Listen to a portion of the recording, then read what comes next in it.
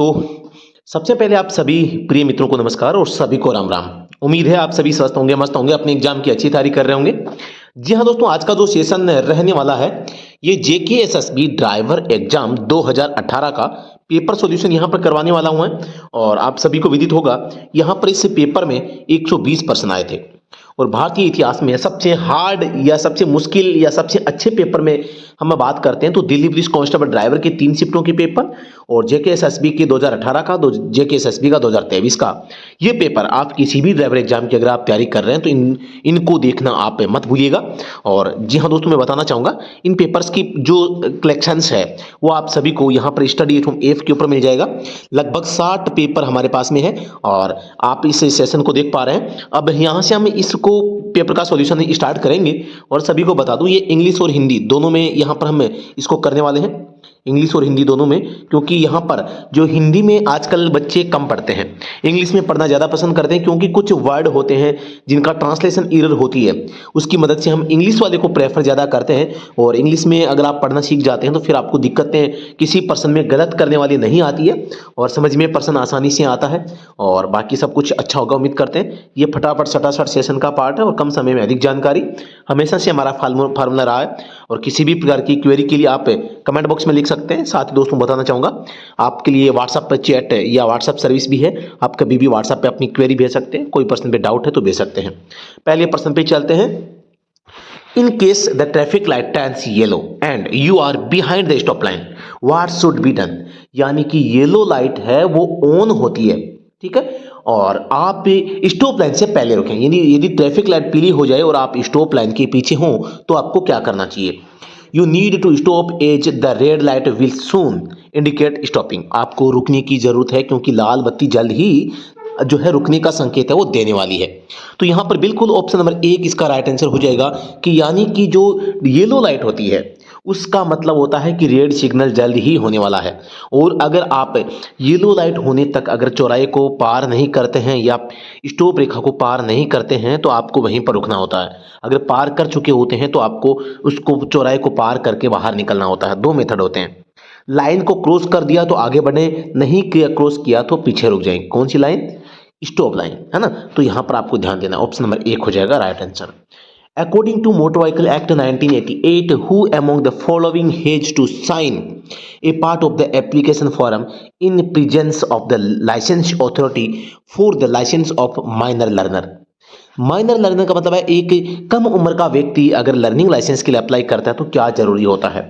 Motor वाहन अधिनियम 1988 के अनुसार निम्नलिखित में से किसे नाबालिग शिक्षार्थी के लाइसेंस के लिए लाइसेंसिंग प्राधिकरण की उपस्थिति में आवेदन पत्र के एक भाग पर हस्ताक्षर करना होता है। आप सभी को विदित होगा अगर आपकी उम्र 18 साल से कम होती है और आप अगर लाइसेंस बनवाना चाहते हैं तो आपको माता पिता या अभिभावक यानी कि पेरेंट और गार्जियन में से कोई एक आके वहाँ पर हस्ताक्षर करेगा और सहमति पत्र पे यहाँ पे साइन करेगा कि भी हाँ आप इसे लाइसेंस दे सकते हैं। तो ऑप्शन नंबर सी इसका राइट आंसर हो जाएगा। बहुत अच्छा प्रश्न है। आप सभी को विदित होगा कि यहाँ पर 16 साल का व्यक्ति कोई हो जाता है तो एक तो 50 सीसी से कम कोई गाड़ी है तो उसको चला सकता है, उसके लिए लाइसेंस के लिए अप्लाई कर सकता है। एक बिना गियर, मैं बात करता हूँ विदाउट गियर की, विदाउट गियर अगर कोई गाड़ी है तो इन दोनों को यहाँ पर आप चला सकते हैं। 18 साल में क्या है, केवल मोटर कार चला सकते हैं, मोटर कार, ठीक है। और 20 साल में एक ट्रांसपोर्ट व्हीकल चला सकते हैं, आपको पता होगा। प्रश्न संख्या 3, how many people can be motor cab constructed और adapted carry as per the motor vehicle act 1988। मोटर वाहन अधिनियम 1988 के अनुसार निर्मित या अनुकूलित मोटर केब कितने लोगों को ले जा सकती है। नाम आता है एक तो मोटर केब, एक होता है मैक्सी केब। 2 नाम आते हैं, एक तो मैक्सी होता है, एक मोटर होता है ना। होती दोनों ही केब है लेकिन एक मोटर एक मैक्सी। मैक्सी में 6 से लेकर 12 तक होते हैं और मोटर केब में अधिकतम 6 प्लस ड्राइवर होता है, ठीक है ना। ये दोनों में आपको थोड़ा सा अंतर समझना है। तो मोटर केब का पूछा है तो 6 एक्सक्लूडिंग ड्राइवर, यानी ड्राइवर को छोड़ के 6 सवारियां यहां पर बैठ सकती है, ठीक है। मोटर केब मैक्सी केब में आपको फर्क समझना है। एक होती है ओमनी बस जो होती है ना, ओमनी बस में भी इसी प्रकार की जो है यहाँ पे परिभाषा होती है। ओमनी बस में 6 प्लस यात्री होते हैं और ड्राइवर इनके साथ में नहीं होता, प्लस ड्राइवर भी होता है, प्लस चालक भी होता है। 6 से अधिक होती है, मैक्सिमम लिमिट नहीं होती इसमें। और बाकी मैक्सी केब होती है ना, मैक्सी केब में मैक्सिमम लिमिट होती है। प्रश्न संख्या 4, due to air pollution which of the following medical conditions can occur. वायु प्रदूषण के कारण निम्नलिखित में से कौन सी चिकित्सीय स्थितियां उत्पन्न हो सकती है। तो आप सभी को पता होगा एयर पोल्यूशन जो होता है, एयर पोल्यूशन, ठीक है, एयर पोल्यूशन के कारण हमें केवल और केवल श्वसन संबंधी यहाँ पे बीमारियां हो सकती है, रेस्पिरेटरी एलिमेंट्स, ठीक है। तो ऑप्शन नंबर सी इसका राइट आंसर यहाँ पर हो जाएगा। बहुत अच्छा प्रश्न पूछा गया है। और आप सभी को पता होगा कि यहाँ पर जो गाड़ियां होती हैं, व्हीकल जो होते हैं, व्हीकल का जो इग्निशन सिस्टम होता है, इमिशन सिस्टम होता है, वहां से जो गैस निकलती है, सबसे खतरनाक गैसों में CO होती है, कार्बन मोनोऑक्साइड, ठीक है। और इसको कम करने के लिए, इसका रूप परिवर्तन करके इसको CO2 में बदलने के लिए हम किसका इस्तेमाल करते हैं, गाड़ी में क्या लगाते हैं, इसके लिए आप कमेंट सेक्शन में बताएंगे, ठीक है। और दूसरी बात आप ये बताएंगे कि आजकल जो गाड़ियां आ रही है, जो न्यू व्हीकल है, इनमें यूरिया का प्रयोग किया जा रहा है। यूरिया का टैंक भी एक आता है। यूरिया का प्रयोग क्यों किया जाता है, उसका क्या उपयोग है, और उसको कहां पर मतलब कि ये यूरिया जो है, इसको इंजन में भेजा जाता है, धुएं में भेजा जाता है, या हवा में मिलाया जाता है, क्या किया जाता है, इसके बारे में भी आप कमेंट सेक्शन में बताएंगे। देखिए आपको कितना क्या पता है, ठीक है ना। तो ये काम आप करेंगे, यूरिया का प्रयोग गाड़ियों में क्यों करते हैं। प्रश्न संख्या 5, which among the following valves is used in most piston engines to open and close the intake and exhaust in the cylinder head। Cylinder head में इनटेक और एग्जॉस्ट को खोलने और बंद करने के लिए अधिकांश पिस्टन इंजनों में निम्नलिखित में से किस वाल्व का उपयोग किया जाता है। तो जो वाल्व होता है ना, उसका आकार पूछा गया, तो आकार उसका ऐसा होता है भाई, मैं आपको बता दूं, ठीक है। उसका आकार यहां से राउंड होता है, इस टाइप का सा आकार होता है। मैंने थोड़ा सा अच्छा तरीके से बनाने का प्रयास किया है। तो ये होता है एक प्रकार का इस टाइप से कि ये अपने आप बंद हो जाएगा, हवा के प्रेशर से तो बंद हो जाएगा, और दबाने से क्या है, ये खुल जाएगा। खुलता कैसे है, प्रेस करने से। बंद कैसे होता है, यहाँ पे स्प्रिंग होती है, तो स्प्रिंग इसको बंद कर देती है, ठीक है। तो ये चीजें आपको थोड़ा सा ध्यान रखनी है। तो ऑप्शन नंबर यहाँ पे 1 हो जाएगा, पोपेट वाल्व। ये जो वाल्व होता है ना, इसको पोपेट वाल्व बोलते हैं। तो गाड़ियों, ऑटोमोबाइल इंजनों में जो पिस्टन होता है, जो पिस्टन इंजन होते हैं, उनमें जो वाल्व होता है वो पोपेट वाल्व होता है। प्रश्न 6, which of the following problems of a tire can be controlled by remedial actions।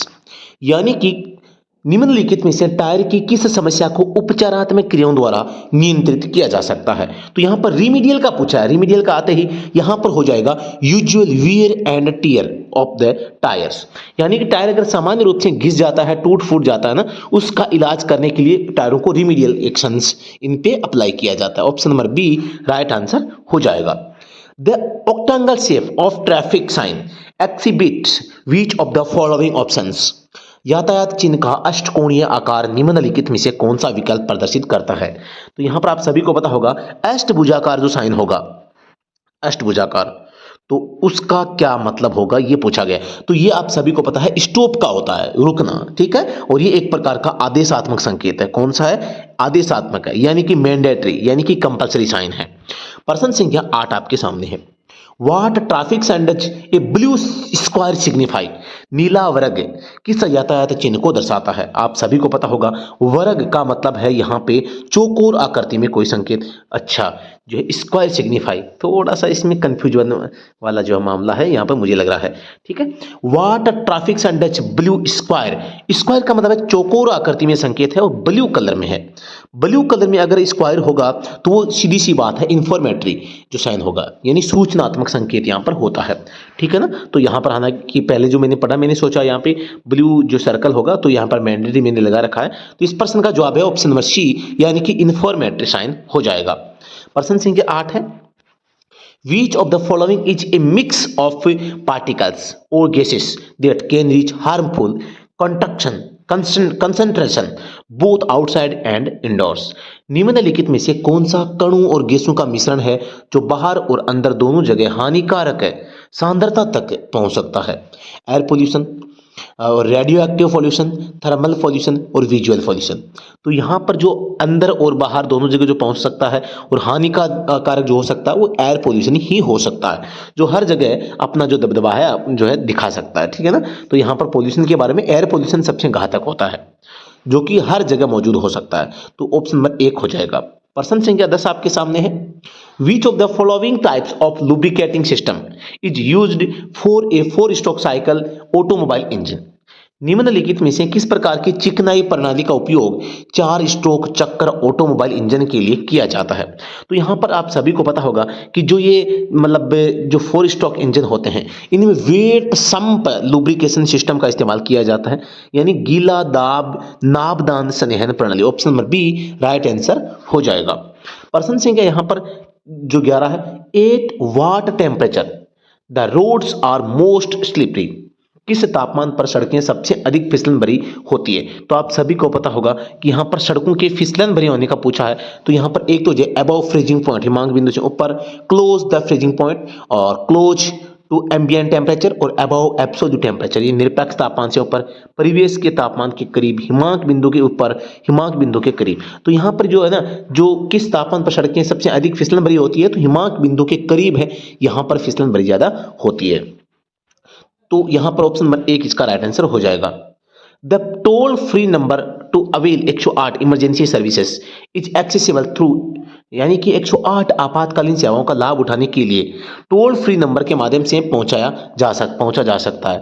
तो आप सभी को पता है जब 108 नंबर होते हैं और ये एम्बुलेंस के होते हैं, पहली बात तो ठीक है, एम्बुलेंस के लिए। अब यहां पर जाने के लिए आप कैसे कर सकते हैं? एक तो आप लैंडलाइन से कॉल कर सकते हैं, एक मोबाइल से भी कर सकते हैं, मतलब दोनों मेथड से आप पहुंच सकते हैं। तो option number C right answer इसका हो जाएगा। मतलब हम एम्बुलेंस को कैसे बुला सकते हैं? तो हमारे पास में फोन होना चाहिए, और मतलब कि फोन से वो लैंडलाइन हो चाहे मोबाइल हो, है ना, तो दोनों से ये काम हो सकता है। आप सभी को विदित होगा कि जो 100 नंबर होते हैं वो पुलिस के लिए होते हैं, 101 जो नंबर होते हैं यहाँ पर फायर के लिए होते हैं, 102 एम्बुलेंस के लिए होते हैं, 108 भी एम्बुलेंस के लिए होते हैं, और 112 यहाँ पर इन तीनों के लिए होते हैं। ठीक है, तो ये 112 यहाँ पर एक यूनिक नंबर है जो इन सभी सेवाओं के लिए होते हैं। तो ऑप्शन नंबर यहाँ पर कौन सा सही हो जाएगा? इस प्रश्न का जवाब क्या हो जाएगा? Option number C landline and mobile हो जाएगा। Question number 13, as per the motor vehicle act 1988 within how many days of destruction of a motor vehicles application should be made for cancellation of its registration. यानी कि motor वाहन अधिनियम 1988 के अनुसार किसी motor वाहन के नष्ट होने के कितने दिनों के भीतर उसका पंजीकरण रद्द करने के लिए आवेदन किया जाना चाहिए। आप सभी को पता होगा कि जब आप अपने व्हीकल को जो है रक्षक, यानी कि आप उसको मतलब जो है उसको कबाड़ में बेचना चाहते हैं, या आप उसको काम में नहीं लेना चाहते, उसके रजिस्ट्रेशन को रद्द करना चाहते हैं, कैंसिल करवाना चाहते हैं उसके रजिस्ट्रेशन को, तो यहाँ पर आपको उस वाहन के नष्ट करने के 14 दिनों के भीतर आपको ये सूचना आरटीओ कार्यालय में देनी होगी कि भी आप उस व्हीकल को यहाँ पे डिस्ट्रॉय कर चुके हैं। ठीक है ना, तो ऑप्शन नंबर सी इसका राइट आंसर हो जाएगा। प्रश्न संख्या 14, what should be in on position to disengage the steering lock of the towing vehicle. Towing वाहन के स्टीयरिंग लॉक को हटाने के लिए ऑन स्थिति में क्या होना चाहिए? टोइंग व्हीकल यानी किसी वाहन जो खराब हो चुका है उसको आप अगर टो करके ले जाना है तो उसमें कौन सी चीज ऐसी है जो चालू होनी चाहिए ताकि स्टीयरिंग को लॉक होने से बचाया जा सके? तो सीधी सी बात है, परावर्तक टैग है, इग्निशन बटन है, कैबिनेशन की रोशनी है, गाड़ी की विंडशील्ड के वाइपर है। तो यहाँ पर इग्निशन स्विच है, इसको आपको ऑन रखना पड़ेगा, तभी आप स्टीयरिंग को जिधर चाहोगे जिधर मोड़ सकोगे, नहीं तो नहीं मुड़ेगी। तो इग्निशन स्विच है और टो करते समय गाड़ी का यहाँ पर जो है जरूरी होता है ना, ताकि वो उसको मूवमेंट उसका बना रहे। प्रश्न संख्या 15, by which of the following options in injection timing of the diesel in a distributor type fuel injection pump controlled? निम्नलिखित में से किस विकल्प द्वारा वितरक प्रकार के ईंधन इंजेक्शन पंप में डीजल के इंजेक्शन का समय नियंत्रित किया जाता है? कि भी जो इंजेक्शन जो होगा डीजल का स्प्रे जो होगा वो कब कब होगा और कब कब नहीं होगा, तो ये चीजें जो है कंट्रोल कैसे होती है? तो इनमें प्लंजर स्ट्रोक बदलना, रोटर की गति बदलना, केम रिंग को घुमाना और क्लच की गति बदलना। तो यहां पर पूछा गया है कि भाई निम्नलिखित में से किस विकल्प द्वारा वितरक प्रकार के ईंधन इंजेक्शन पंप में डीजल के इंजेक्शन का समय नियंत्रित किया जाता है? तो ये कौन करता है? रोटेटिंग द केम रिंग, जो केम शाफ्ट होती है यही इसको कंट्रोल करती है। केम शाफ्ट की जो रिंग है, केम रिंग को घुमाना, इससे क्या है इसको कंट्रोल किया जाता है। ऑप्शन नंबर सी इसका राइट आंसर हो जाएगा। प्रश्न संख्या 16 आपके सामने है, what is the age limit in connections with driving A transport vehicles under the motor vehicle act 1988? मोटर वाहन अधिनियम 1988 के तहत परिवहन वाहनों को चलाने के संबंध में आयु सीमा क्या है? तो आप सभी को बताना है कि भाई परिवहन ट्रांसपोर्ट अगर कोई व्हीकल चलाते हैं, ट्रांसपोर्ट व्हीकल के लिए जो एज लिमिट होती है यहाँ पर ट्रांसपोर्ट व्हीकल के लिए ट्रांसपोर्ट व्हीकल के लिए। तो यहाँ पर 20 साल की इसमें एज होती है। तो यहाँ पर डबल डबल लिखा गया है, 16 16, 18 18, 20 20, 25 25, एक साइड का इंग्लिश में है, एक साइड का हिंदी में। तो यहाँ पर आपको चाहिए डबल लिखा है तो भी हम सी ही करेंगे। ऑप्शन नंबर सी हो जाएगा। ट्रांसपोर्ट व्हीकल चलाने के लिए यहाँ पर जो है 20 साल की उम्र चाहिए। साथ ही आपको LMV का 1 साल का लाइसेंस भी चाहिए। आप सभी को विदित होगा कि LMV या HMV जो भी हो, इनसे संबंधित जो मतलब जो लाइसेंस जारी किया जाता है LMV और HMV, तो ये किस धारा के तहत किया जाता है? धारा 9 के तहत। धारा जो मोटर व्हीकल एक्ट की 9 है, इसमें ड्राइविंग लाइसेंस जारी करने से संबंधित उल्लेख है, इसमें किया गया है। प्रश्न संख्या 17, विच of the following options is the most effective brake system for a 4 wheeler vehicle, यानी कि 4 पहिया वाहन के लिए निम्नलिखित में से कौन सा विकल्प सबसे प्रभावी ब्रेक सिस्टम है? गाड़ी में कौन सी ब्रेक होनी चाहिए, इसके बारे में पूछा गया है। सभी 4 पहियों में, यानी सभी पहियों में ब्रेक हो, और केवल फ्रंट व्हील्स ब्रेक सिस्टम, यानी केवल आगे के पहियों में। रियर व्हील ब्रेक सिस्टम, पीछे के पहियों का brake system. Front wheels brake system if the front axles is the drive axle, और सामने वाली अगर ड्राइव एक्सेल है तो आपको सामने वाली जो है यहाँ पर ब्रेक सिस्टम, ब्रेक प्रणाली को आपको यहाँ पर एक्टिव रखना चाहिए।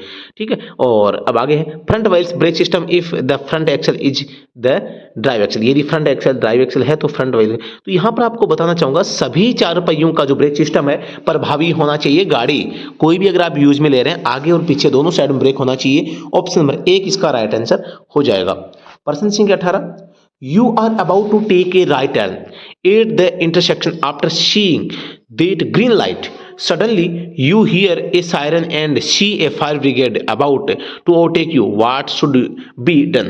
यानी आप हरी बत्ती देखकर चौराहे पर दाहिनी ओर से और मुड़ने वाले हैं, अचानक आपको एक सायरन सुनाई देता है, तो आप देखते हैं कि एक फायर ब्रिगेड आपसे आगे निकलने वाली है, तो आपको क्या करना चाहिए? फायर ब्रिगेड है, एम्बुलेंस है, तो इनको हमेशा आपातकालीन वाहन मानते हुए मोटर व्हीकल एक्ट की सेक्शन 194 जो ई है, इसमें आपातकालीन वाहनों को रास्ता देने से संबंधित प्रावधान किया गया है। तो जो भी साथी इनको रास्ता नहीं देते हैं, तो यहाँ पर आपके ऊपर जुर्माना लगाया जा सकता है आपातकालीन वाहनों को रास्ता न देने के चक्कर में। तो कोई भी अगर व्यक्ति जो आपातकालीन वाहन चला रहा है, सायरन की आवाज देता है, आप अगर रास्ता नहीं देते हैं तो यह एक अपराध है, तो आपको ऐसा अपराध नहीं करना है। क्योंकि आपके पास रास्ते का अधिकार है, इसलिए मोड़ना जारी रखेंगे, ये गलत है। Stop and let the fire brigade overtake you, रुकें और फायर ब्रिगेड को अपने को पास है वो आने दें और यहाँ से पास करने दें। गति बढ़ाएं, गति बढ़ाने का काम नहीं करना है, और गति धीमी गति से चलें और पीछे के सभी वाहनों को गुजरने दें, ये भी सही नहीं है। तो option number B right answer यहाँ पर हो जाएगा। प्रश्न संख्या 19, from the given options which of the following would you check for the servicing of the brakes, दिए गए विकल्पों में से आप ब्रेक की सर्विसिंग के लिए निम्नलिखित में से किसकी जांच आप करना चाहेंगे? मतलब आप जब ब्रेक दिखाने जाते हैं, आपको कोई मिस्त्री कहता है कि आपके ब्रेक में कोई किसी भी प्रकार की कोई समस्या नहीं है, तो आप क्या उसको कहेंगे कि भाई मेरे ब्रेक में ये चीजें आप चेक करो? मिस्त्री ने चलो कह दिया, बहाना बना दिया होगा कि भाई हाँ ठीक है चेक कर लिया, लेकिन आपका दायित्व बनता है जब आप गाड़ी को यूज रेगुलर में कर रहे हैं, तो आपको पता होना चाहिए कि आपकी गाड़ी में ब्रेक में क्या समस्या है और कहाँ पर क्या दिक्कतें हैं। ठीक है ना? तो इस टाइप से यहाँ पर पूछा है कि जब ब्रेक की सर्विसिंग होती है तो उसकी जांच करेंगे, किसकी जांच है ब्रेक की सर्विसिंग के दौरान आपको यहाँ पर करनी चाहिए। तो ब्रेक ऑयल है का स्तर आपको चेक कर सकते हैं, ब्रेक शूज की जो स्थिति है वो भी चेक कर सकते हैं कि ब्रेक ऑयल है या नहीं है, और ब्रेक शूज की क्या स्थिति है, घिसे या नहीं घिसे, या चेंज करने की आवश्यकता है या नहीं है, जो भी चीजें होती है स्पष्ट जो करनी होती है। तो यहाँ पर जो सर्विस होती है ब्रेक की, इसमें यहाँ पर एक तो ब्रेक ऑयल और एक ब्रेक शूज, यहाँ पर 2 चीजें चेक होती है। ऑप्शन नंबर यहाँ पर 1 राइट आंसर हो जाएगा। प्रश्न संख्या 20 आपके सामने है, in a traffic signal post where is the red light placed, traffic signal post में लाल बत्ती कहां पर लगाई जाती है? मैं आप सभी को बताना चाहूंगा, जो ट्रैफिक सिग्नल होता है यहाँ पर 3 लाइटें होती है, सबसे ऊपर रेड होती है, उसके बाद येलो, उसके बाद में ग्रीन। तो यहाँ पर रेड सबसे ऊपर टॉप में होती है, तो यहाँ पर हो जाएगा at the top, option number D right answer हो जाएगा। प्रश्न संख्या 21, which of the following statements correctly describe the function of a brake in a vehicle, निम्नलिखित में से कौन सा कथन किसी वाहन में ब्रेक के कार्य का सही वर्णन करता है ना? तो यहां पर आपको बताना ब्रेक का मेन काम क्या होता है, उसको एक ऑप्शन में बताया गया है। इसका उपयोग गति बदलने के लिए किया जाता है। इस गति बदलना मतलब कम भी कर सकते हैं, ज्यादा भी कर सकते हैं, गलत हो जाएगा। इसका प्रयोग आपातकालीन स्थिति में, क्या कभी जब समस्या आएगी तभी आप ब्रेक दबाओगे? ये भी गलत है।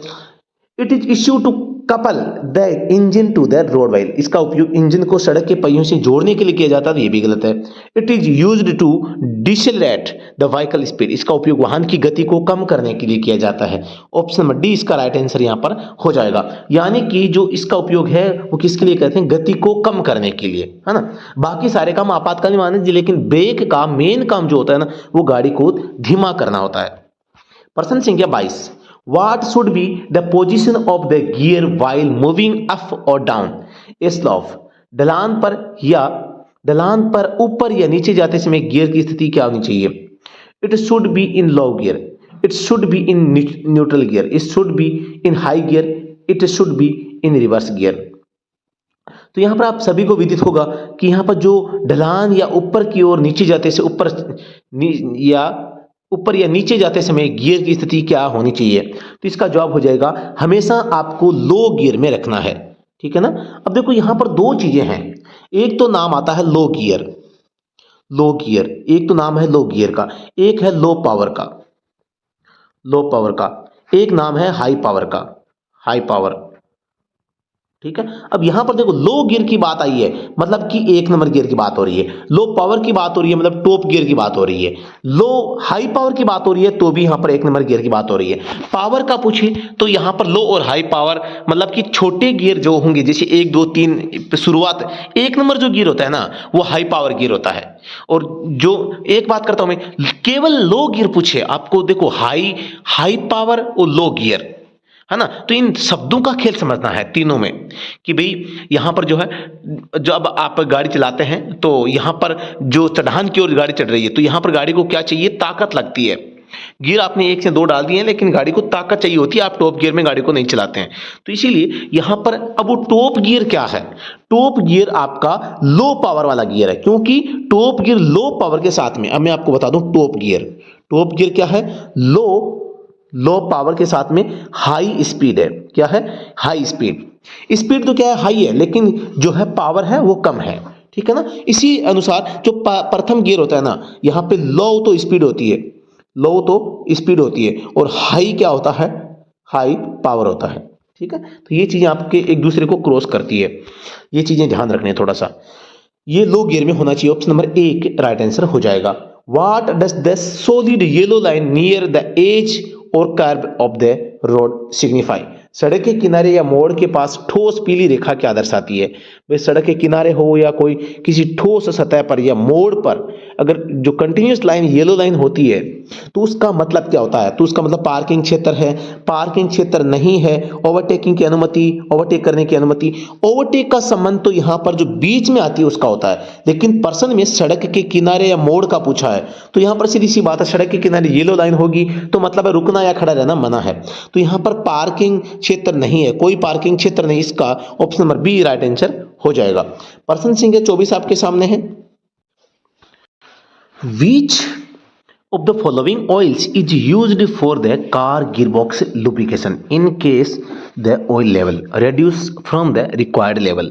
यदि तेल का स्तर आवश्यक स्तर से कम हो जाता है तो कार गियरबॉक्स संघनन के लिए निम्नलिखित में से किस तेल का उपयोग किया जाता है? आप सभी को पता होगा, एक तो बात आती है गियरबॉक्स की, गियरबॉक्स की बात कर लें, एक आपका होता है डिफरेंशियल, ठीक है ना, डिफरेंशियल होता है। इन दोनों में ही बात करता हूं तो यहां पर SAE 90 या 80W90 या मैं बात करता हूं 85W90, इसके आसपास का जो ग्रेड होता है ना वो यहां पर इसमें इस्तेमाल किया जाता है। तो यहां पर आप देख पा रहे हैं ऑप्शन नंबर सी में SAE 90 EP जो ग्रेड दिया गया है वो गियरबॉक्स में काम आएगा।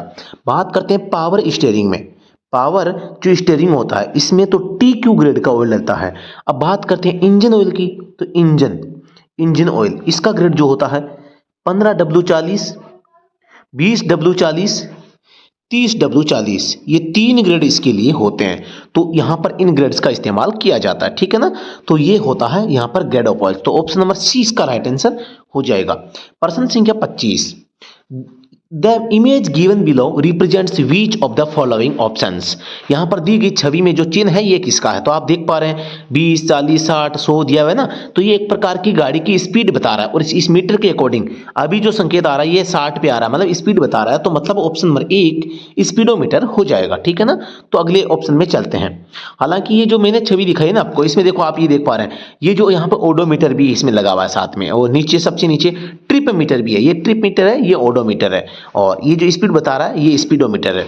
प्रश्न संख्या 26, what is the validity period for a pollution under control certificate from the date of registration of a new car.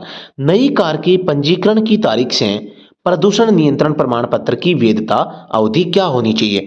आप सभी को विदित होगा जब नई गाड़ी खरीदते हैं उसका पंजीकरण करवा लेते हैं तो वहां पर उसके साथ में हमें पीयूसी भी बनाना होता है, लेकिन नई गाड़ी जब परचेज करते हैं तो उसके जो नई गाड़ी के साथ में कंपनी पीयूसी भी बना के देती है, या जो है डीलर जो होता है वो उसका पीयूसी बनवा के दे देता है, या कंपनी की जो है कई गाड़ियां ऐसी होती है जिनको कंपनी जब निकाल के देती है गाड़ी तो वो सर्टिफाइड ही होती है कि भी 1 साल तक इसको अलग से पीयूसी बनाने की आवश्यकता नहीं होगी, क्योंकि पीयूसी 1 साल का एक साथ बन के ही आता है। तो यहां पर आप देख पा रहे हैं तो ये टाइम होता है 1 वर्ष, 1 ईयर, है ना, तो 1 साल तक आपको जो पीयूसी बनाने की आवश्यकता नहीं होती है। ऑप्शन नंबर 1 जो है 1 वर्ष, option number B right answer हो जाएगा।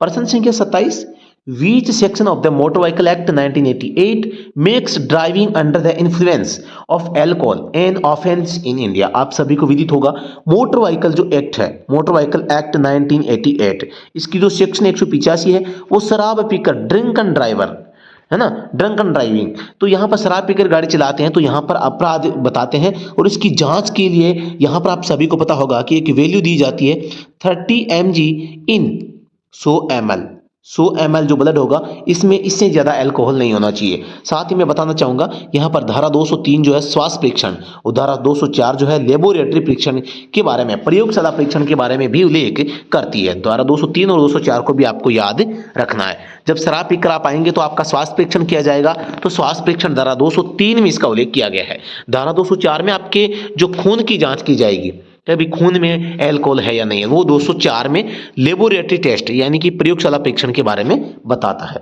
तो ऑप्शन नंबर इसका 1 राइट आंसर हो जाएगा।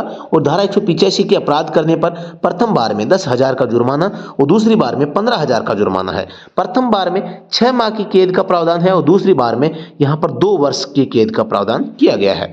प्रश्न संख्या 28, what should be avoided while driving in fog.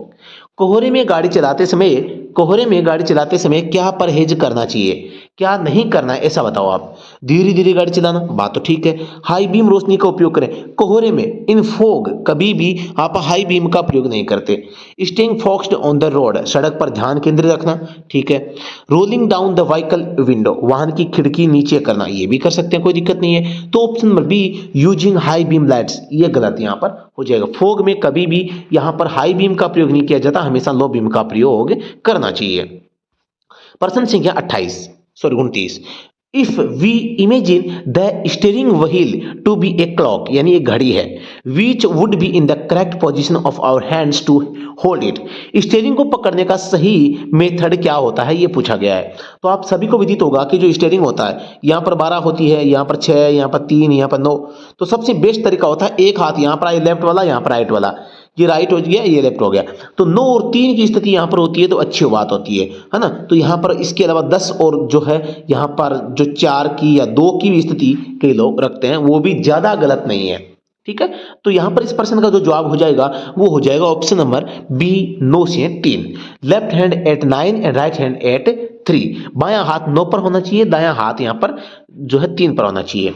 प्रश्न संख्या 30 आपके सामने है, what happens when you start the engine of a motor vehicle. जब आप किसी मोटर वाहन का इंजन चालू करते हैं तो क्या होता है।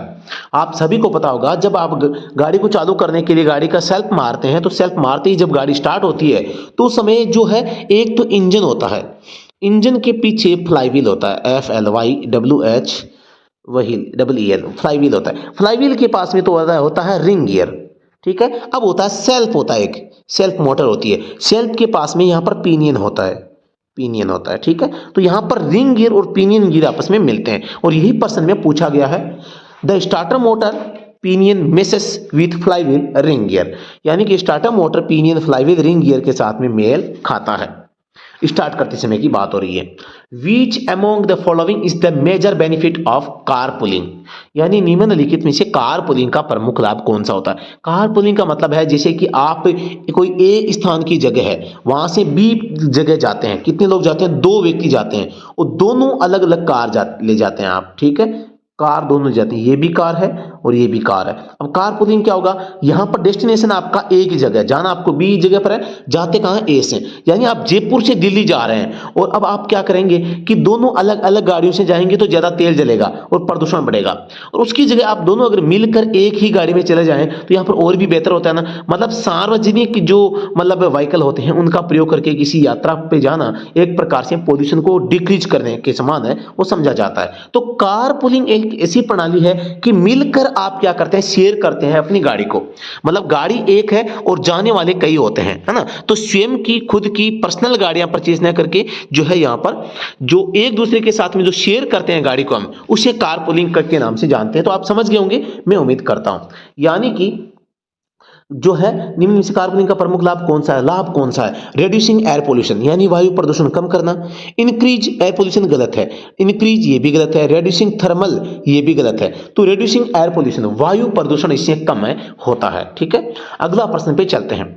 What is the other name for yield sign, yield sign का दूसरा नाम क्या, आप सभी को पता होगा। यील्ड साइन उल्टे त्रिभुज में होता है और इसको यहां पर गिव वे यानी रास्ता छोड़ें या रास्ता दें, ऑप्शन नंबर डी के नाम से भी जानते हैं, और ये एक प्रकार का आदेशात्मक यानी कि मैंडेटरी जो साइन है यहां पर दिया गया है। प्रश्न संख्या यहां पर आप देख पा रहे हैं 33। शराब पीकर गाड़ी चलाने के संदर्भ में DWI का पूर्ण रूप क्या है। DWI का पूरा नाम बताना है आपको। एक तो होता है ड्राइविंग वाइल इंटॉक्सिकेटेड, एक होता है ड्राइविंग विथ इंटॉक्सिकेशन, यानी कि नशे में गाड़ी चलाना, नशे में गाड़ी चलाना। हिंदी में तो दोनों का ट्रांसलेशन सेम है, लेकिन एक्चुअल में जो है ना ड्राइविंग वाइल इंटॉक्सिकेटेड, यानी जब आप शराब पी लेते हैं तो उस समय आप गाड़ी चलाते हैं। शराब पीकर घर पर बैठे रहो कोई दिक्कत नहीं है, आप जानो आपका काम जाने, लेकिन शराब पीकर जब आप गाड़ी चलाते हैं ना तब आप अपराधी होते हैं। तो उसके संदर्भ में DWI का पूरा नाम है ड्राइविंग वाइल इंटॉक्सिकेटेड, ठीक है। तो ऑप्शन नंबर 1 इसका राइट आंसर यहां पर हो जाएगा। प्रश्न संख्या 34। What does a red outline circle with the symbol of a motor car and motorcycle within signify, यानी एक जो है रेड बॉर्डर है और इसके अंदर एक तो बाइक बनाई हुई है, ठीक है, और एक यहां पर कार भी बनाई गई है, ठीक है। तो यहां पर दोनों को क्रॉस कर दिया गया है। दोनों को क्रॉस करने का मतलब, दो गाड़ियों को करने का मतलब क्या है, यही आपको बताना है।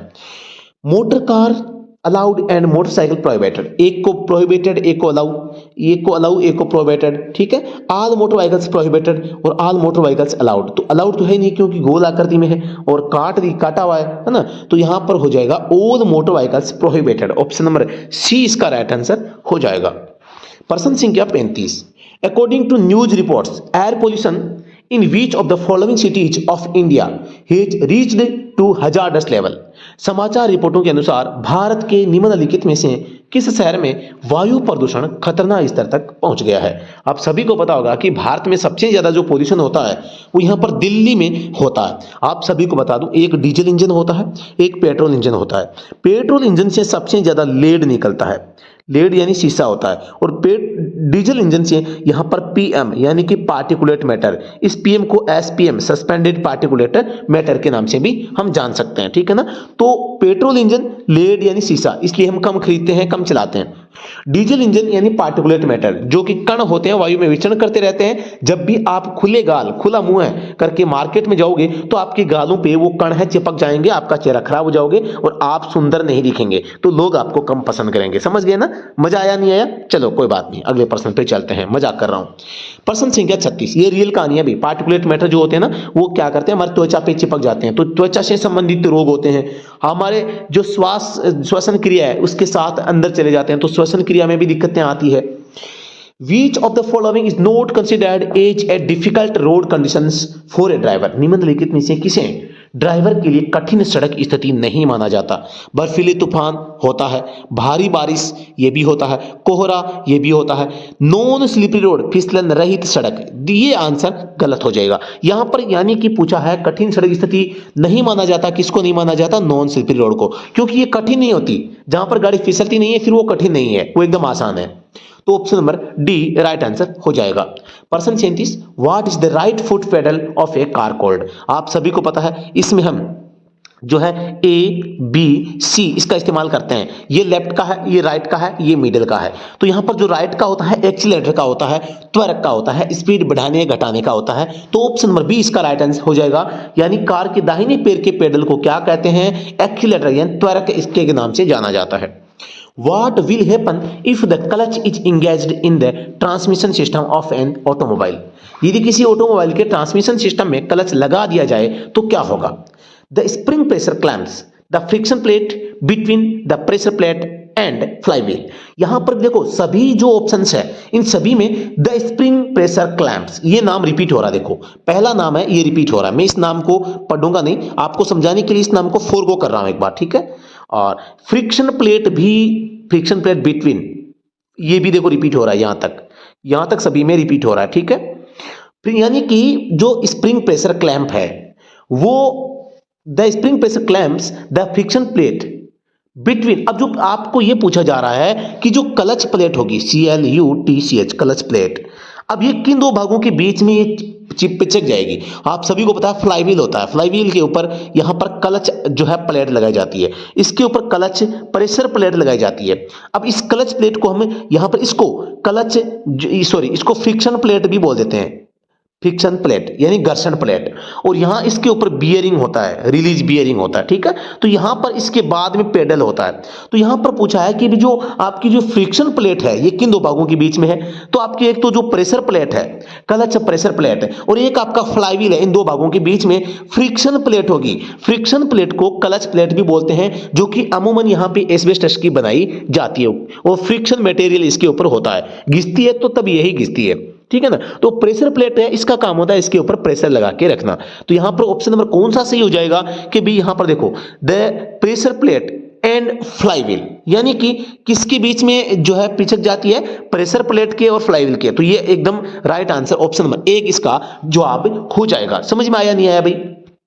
ये पूछा है कि ये फ्रिक्शन प्लेट है किन दो भागों के बीच में जो है दबती है? तो एक साइड तो फ्लाईव्हील होगा और दूसरी साइड में आपके जो क्लच प्रेशर प्लेट होगी, और बीच में क्या होगी? यहां पर फ्रिक्शन प्लेट होगी, ठीक है ना। फ्रिक्शन प्लेट, फ्रिक्शन प्लेट को ही जो है क्लच प्लेट के नाम से हम जानते हैं। एक होती है क्लच प्लेट, एक होती है क्लच प्रेशर प्लेट। तो प्रेशर प्लेट तो देखो ये रही और ये फ्लाईव्हील रहा, इन दोनों के बीच में क्या आ जाएगा? ये फ्रिक्शन प्लेट आ जाएगी। तो सभी में देखो, अब इसमें देखो इसमें क्या है? इसमें डिफरेंशियल आ गया, ये तो गलत हो गया।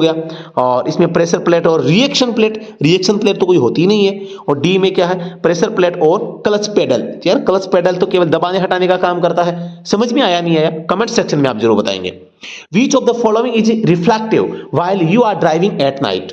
जब आप रात में गाड़ी चला रहे हो तो निम्नलिखित में से कौन सा परावर्तक होता है? जब आप रात में गाड़ी चलाते हैं तो रिफ्लेक्टिव का काम, रिफ्लेक्ट करने का काम कौन करता है? यानी किसी का प्रकाश पड़ने पर कोई चीज जो चमकती है वापस परावर्तित करके प्रकाश करने का काम करती है, वो रिफ्लेक्ट करना होता है ना। तो रिफ्लेक्ट करने का काम जैसे देखो केबिन की लाइट है, स्ट्रीट साइन होते हैं, हाइड्रोप्लानिंग होती है, विंडशील्ड वाइपर होते हैं। तो इनमें से जो सड़क के संकेत होते हैं ना, स्ट्रीट साइंस, तो ये संकेत क्या है? जब आप गाड़ी चलाते हैं तो वो आपकी हेडलाइट से रात के समय में वो चमकते हैं, है ना, वो रिफ्लेक्ट करते हैं, जिसकी वजह से हमें वो दिखते हैं। उनमें रिफ्लेक्ट करने का जो है गुण होता है, क्वालिटी होती है, ठीक है। तो यही मैं आपको यहां पर जो है बताने का प्रयास कर रहा हूं। ऑप्शन नंबर 1 इसका राइट आंसर हो जाएगा। प्रश्न संख्या 40, Which one of the following options is the smarter way of driving to reduce pollution? यानी कि प्रदूषण कम करने के लिए निम्नलिखित में से कौन सा विकल्प ड्राइविंग का बेहतर तरीका होता है? तो using all shortcut while driving, यानी आपको जो क्या करना है, प्रदूषण को कम करना है, ड्राइविंग का बेहतर तरीका बताना है। वाहन चलाते समय सभी शॉर्टकट यानी छोटे रास्तों से निकलना, गति सीमा के भीतर गाड़ी चलाना, व्यस्त समय में गाड़ी चलाना, ट्रैफिक में भी इंजन चालू करना। तो सबसे जो बेस्ट वर्क होता है ना फ्यूल बचाने का, तो अगर गाड़ी का माइलेज अच्छा रखना है और आप चाहते हैं गाड़ी तेल कम जलाए और पॉल्यूशन भी कम हो, तो यहाँ पर ड्राइविंग विथ इन स्पीड आपको गाड़ी को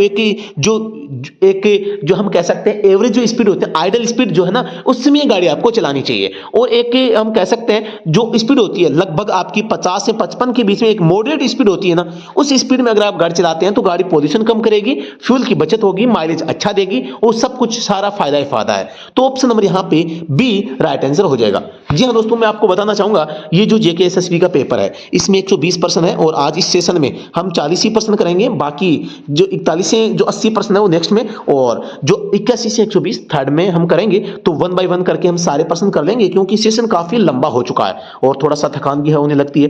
तो आपका एक छोटा सा काम है, आप लोगों के लिए मैंने ये सारे के सारे पेपर जो है बिलिंगुअल यानी कि इंग्लिश और हिंदी में आपको बताने का प्रयास किया है। और हमारा जो इंग्लिश है वो सब्जेक्ट नहीं है, हम हिंदी मीडियम के लोग हैं और हम हिंदी मीडियम को अच्छा टीच करते हैं। तो आप ये बताने का प्रयास करें हम इंग्लिश में जो कुछ भी बता रहे हैं आपको कुछ समझ में आ रहा है नहीं आ रहा है, इंग्लिश में पढ़ाने का आपको बेनिफिट मिलता है या नहीं मिलता है, जो भी चीजें। और ये भी है, यही है कि यार हम भी सीखेंगे आपको भी सिखाएंगे, है ना। तो इंग्लिश में थोड़ा सा हमें दिक्कतें आती है, तो फिर भी हम हिंदी के साथ में हम इंग्लिश को यहां पर घसीट रहे हैं, जिसकी वजह से हम खुद सीख जाएंगे और आपको भी सिखा देंगे। आपको फायदा हमारा फायदा, ठीक है। तो जी हाँ दोस्तों, उम्मीद है आपको ये सेशन अच्छा लगा होगा और काफी क्वेश्चंस के जवाब आपको मैंने जो बताए हैं वो आपको पहले नहीं आ रहे होंगे तो अब आ रहे हैं, है ना। तो अच्छे सवाल है इस पेपर में, तो मैं सारे के सारे पेपर यहां पर आपको करवा दूंगा। तो दोस्तों स्टडी टूम परिवार के साथ में बने रहिए। किसी भी प्रकार की क्वेरी है तो आप कमेंट सेक्शन में लिख सकते हैं। और जी हाँ दोस्तों, मैं बताना चाहूंगा आप किसी भी भर्ती के लिए ऑनलाइन कोर्स अगर ज्वाइन करना चाहते हैं तो आप स्टडी टूम को आप ज्वाइन कर सकते हैं इसके ऊपर, ऐप के ऊपर। और इसका जो लिंक है ऐप का वीडियो के डिस्क्रिप्शन में मिल जाएगा। और पीडीएफ प्राप्त करने के लिए, कोई भी नोट्स प्राप्त करने के लिए आप जो है स्टडी एट होम ऐप से जुड़ सकते हैं। और जो है किसी भी प्रकार की क्वेरी व्हाट्सएप पर आप व्हाट्सएप पर चैट कर सकते हैं। जी हाँ दोस्तों, नमस्कार, धन्यवाद, थैंक यू सो मच।